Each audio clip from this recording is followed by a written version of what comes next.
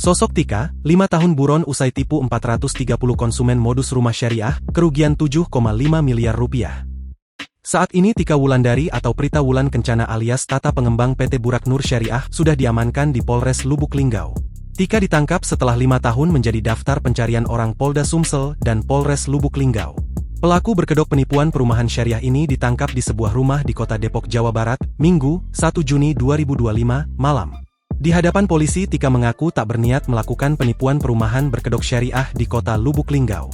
Tidak ada niat sama sekali, saya datang ke sini benar-benar untuk membuat usaha. Sama sekali tidak ada niat penipuan, ujarnya saat pers rilis di Polres Lubuk Linggau, Rabu, 4 Juni 2025. Menurut Tika, ide membuat perumahan syariah itu bukanlah sebuah modus karena faktanya sudah banyak rumah yang dibangun oleh PT BNS. Selama 5 tahun ini saya cuma berada di Jakarta, Bogor, dan sekitarnya pindah-pindah tidak memakai identitas apapun, sebutnya.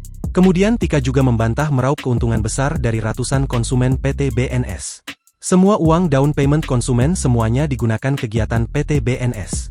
Uang kejahatan tidak saya ambil 1 rupiah pun karena semua uangnya digunakan untuk operasional PT Burok dan gaji karyawan dan pembelian bahan, ujarnya. Tika mengaku alasan kabur dari kota Lubuk Linggau dan meninggalkan konsumen begitu saja, tanpa ada kejelasan karena tidak tahan diteror LSM dan oknum wartawan. Tersangka mengakui telah melakukan tindak pidana penipuan dan atau penggelapan sebagaimana dimaksud dalam pasal 378 KUHP dan atau pasal 372 KUHP. Tersangka terancam 4 tahun penjara, ujarnya. Sebelumnya, setelah 5 tahun DPO, Tika Wulandari ditangkap polisi setelah dilaporkan oleh ratusan konsumennya. Dalam perkara penipuan ini ratusan konsumen tertipu setelah membayar DP, rumah yang dijanjikan pun rupanya tak kunjung dibangun. Kerugian yang dialami mencapai 7,5 miliar dengan jumlah korban 430 orang konsumen PT Burok Nur Syariah.